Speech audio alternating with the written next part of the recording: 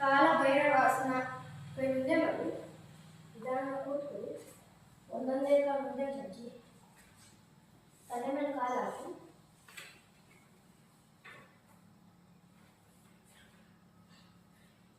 ಕೈ ಹಸ್ತಾ ಹೊಡಿ. ಕೈ ಹಸ್ತಾ ಹೊಡಿ, ಸೀಟ್ ಲಿಫ್ಟ್ ಮಾಡಿ ಹಾಗೆ ತಲೆ ಮೇಲೆ ಕೈ ಮೇಲೆ ಹಾಕಿ